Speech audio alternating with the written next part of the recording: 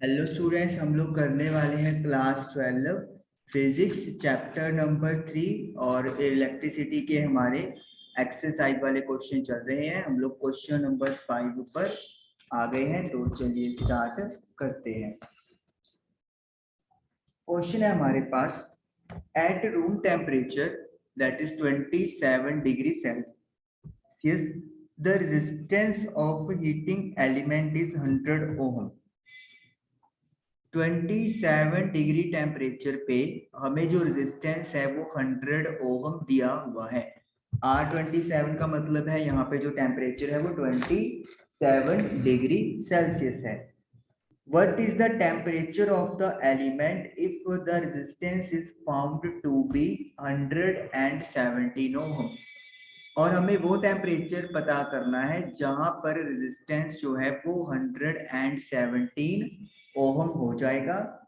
Given that temperature coefficient of the material of resistor, मतलब temperature coefficient of material of resistor जिसे हम लोग alpha से represent करते हैं, वो हमें दिया हुआ है 1.70 multiply by 10⁻⁻⁴ degree Celsius inverse.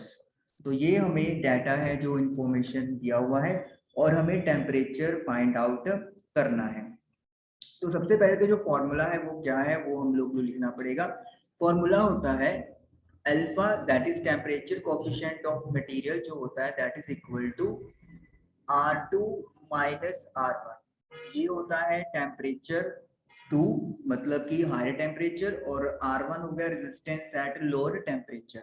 R2 हो गया हायर टेम्परेचर पे रेजिस्टेंस, R1 हो गया लोअर टेम्परेचर पर रेजिस्टेंस, डिवाइडेड बाय R1 जो लोअर टेम्परेचर पे रेजिस्टेंस है, और इसे अपन मल्टीप्लाई करते हैं टेम्परेचर डिफरेंस, यानी कि सपोज कर लो T2 minus T1। T2 high temperature है, T1 लोअर टेम्परेचर है। तो अब उसी फॉर्मूला को यूज करते हुए हमारे पास अल्फा जो है that is equal to R2 को हम यहाँ पे हाई टेम्परेचर RT कह सकते हैं, R1 को we can say R27, R1 को R27। हायर टेम्परेचर जो हमें पता करना है वो T है, और T1 जो लोअर टेम्परेचर है वो 27 हमें दिया हुआ है। तो ये हमारे पास जो डाटा है वो इकट्ठा हो गया और हमने इसको वैल्यू पुट कर दी। अब अल्फा की वैल्यू गिवन है, तो let us put it 1.70 multiply by 10⁻⁻⁴। RT temperature higher पे जो रेजिस्टेंस है वो 117 दिया हुआ है, तो 117 यूज करेंगे। R27 की वैल्यू 100 दी हुई है, तो वैल्यू पुट कर देंगे हम लोग। 27 पे रेजिस्टेंस 100 है, टेम्परेचर वी डोंट नो, और ये जो टेम्परेचर है वो 27 एज इट इज है, तो ये हमने पुट कर दिया। Now let us cross multiply. 1.70 को 10⁻⁻⁴ से मल्टीप्लाई करेंगे 100 के साथ, और साथ में आएगा T-27 इज इक्वल टू 117 में से 100 गया तो वी विल गेट ओनली 17। यहाँ पे मल्टीप्लाई करेंगे तो 1.70 10⁻⁻² हो जाएगा। T-27 is equal to 17। अब ये इधर मल्टीप्लाई में, उधर जाके डिवाइड में, ये जो पॉइंट हटाएंगे अपन तो ऊपर 100 आ जाएगा, तो इसीलिए मैं इसको 100 कर देता हूं। तो T-27 ये आपका कट के 10 आ गया, एक जीरो कट जाएगी। 10⁻⁻² जब ऊपर जाएगा तो वो 10⁻+2 हो जाएगा। तो इसका मतलब क्या हो गया, T-27 इज इक्वल टू 100 का स्क्वायर, सॉरी 10 का स्क्वायर 100, 100 इंटू 10 करोगे 1000 हो जाएगा। तो जो T की वैल्यू है वो आपके पास आ जाएगी 1000 + 27, 1027 डिग्री सेल्सियस। तो आप देख सकते हो अगर टेम्परेचर 27 से 1027 डिग्री सेल्सियस हो गया तो रेजिस्टेंस चेंज हो जाएगा विथ 17 ओहम। और यही टेम्परेचर हम लोगों ने फाइंड करना था। तो क्वेश्चन नंबर 5 हमारा डन हुआ। कहने का मतलब ये है कि आपको ये फॉर्मूला जो है वो पता होना चाहिए। ये फॉर्मूला अल्फा मतलब कि टेम्परेचर कोफिशिएंट ऑफ मटेरियल का होता है। ओके, अब चलते हैं क्वेश्चन नंबर 6 पे। क्वेश्चन नंबर 6 है, a small current is pass through, negligible small current, बहुत ही थोड़ा सा करंट पास हो रहा है एक वायर से ऑफ लेंथ 15 मीटर। जो लेंथ है वायर की वो आपको 15 मीटर दी है। यूनिफॉर्म क्रॉस सेक्शन, और यूनिफॉर्म क्रॉस सेक्शन मतलब एरिया ऑफ क्रॉस सेक्शन दिया हुआ है।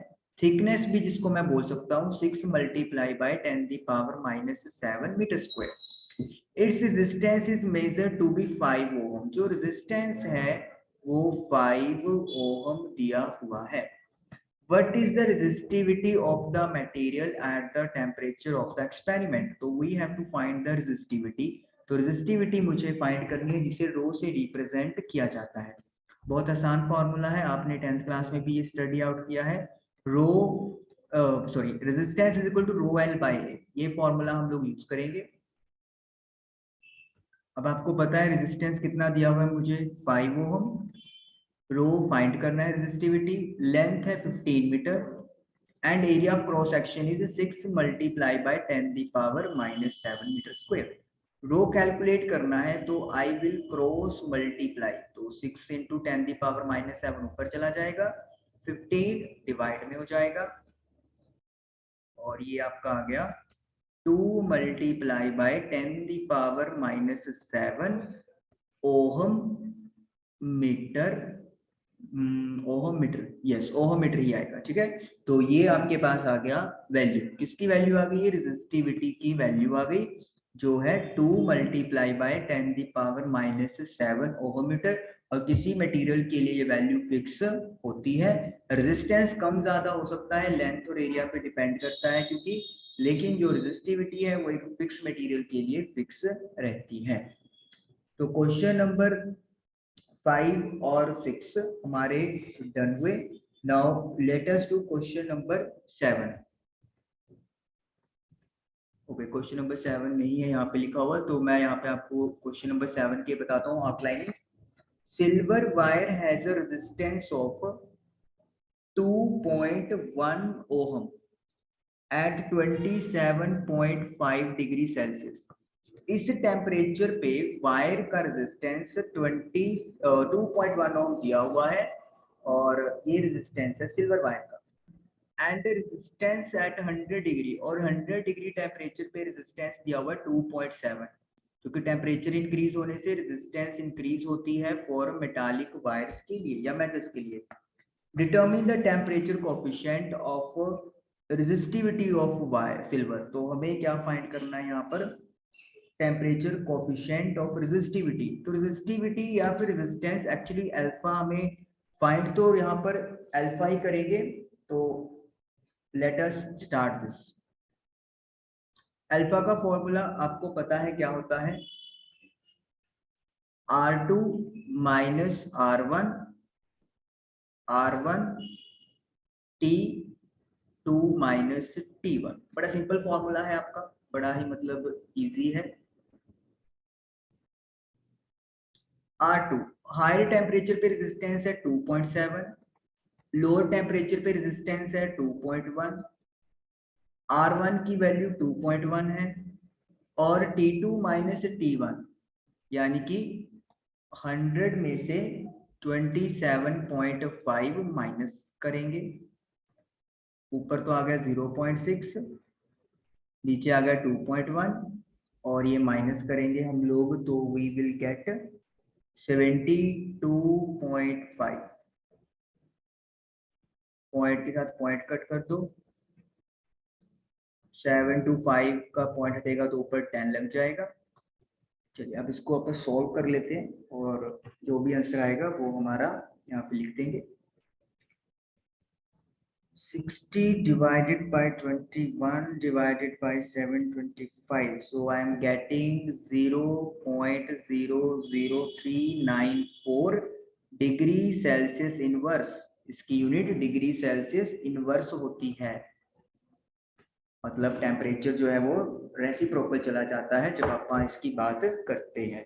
तो ये हमसे पूछा था और ये हमने फाइंड आउट कर दिया। एक्चुअली क्या है, क्वेश्चन में ना ये पूछा गया कोफिशिएंट ऑफ रेजिस्टिविटी।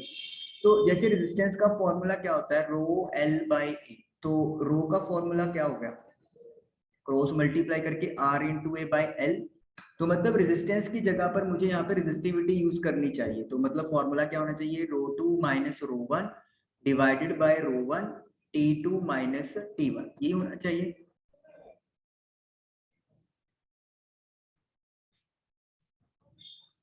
क्योंकि रेजिस्टिविटी की बात हुई, लेकिन हम लोग रेजिस्टेंस का ही क्यों यूज कर रहे हैं, वो इसलिए क्योंकि देखिए रो किस पे डिपेंड करता है, आर ए और एल पे। यहाँ पर वायर की ना तो एरिया में कोई चेंज किया गया ना लेंथ चेंज किया गया। तो जब एरिया और लेंथ चेंज नहीं होंगे तो इसका मतलब क्या है कि रेजिस्टेंस और रेजिस्टिविटी न्यूमेरिकली क्या चले जाते हैं, इक्वल चले जाते हैं। इसीलिए उन्होंने यहाँ पर रो की जगह पर आर ही यूज किया हुआ है। तो मतलब आपको फुल मार्क्स मिलेंगे, कोई मार्क्स आपका नहीं कटेगा। अगर आपको फिर भी मन में थोड़ा डाउट रहता है तो आप ये फॉर्मूला लिख सकते हो और ये चीज एक्सप्लेन कर दोगे, अगेन आपका यहाँ पे भी जस्टिफिकेशन हो जाएगा। तो क्वेश्चन नंबर 5, 6 और 7 आप लोगों के डन हुए। आई होप आपको समझ में आए होंगे, क्लियर हुए होंगे। Thank you for watching the video.